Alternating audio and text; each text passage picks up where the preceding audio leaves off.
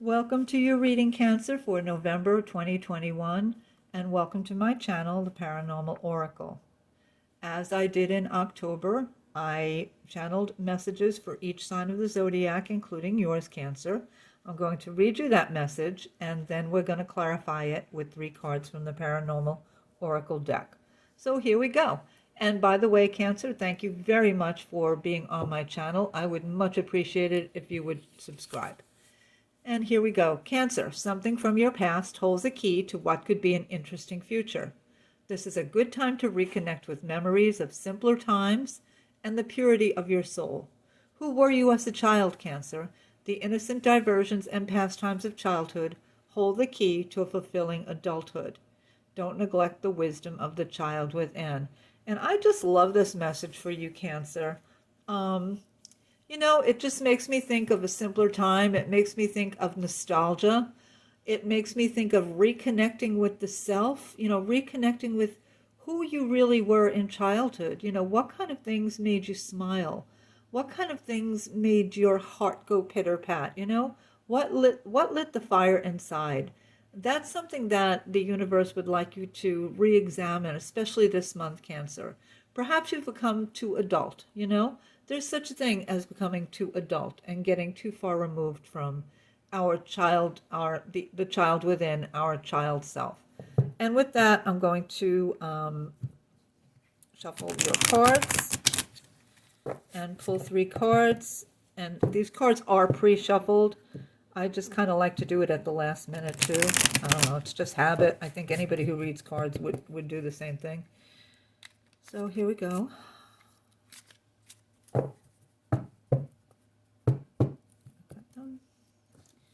And here we go. Cancer 1, we have Pendulum, make a decision. We have Water Sprite, perfect for a water sign like Cancer.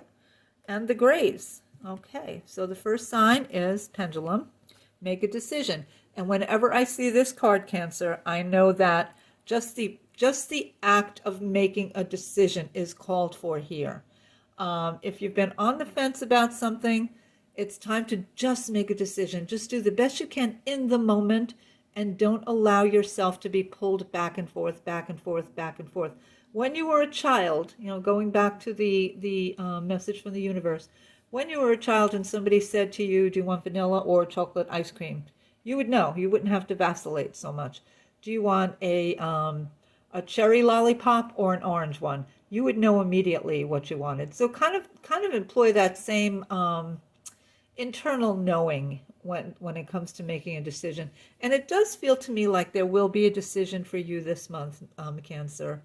It feels like there'll be a decision. I don't feel like it's like a big major magnitude decision, but I do feel like you're going to perhaps be putting too much emphasis on it, thinking that, sometimes we get stuck in analysis paralysis, and that's kind of the feeling I'm getting with this.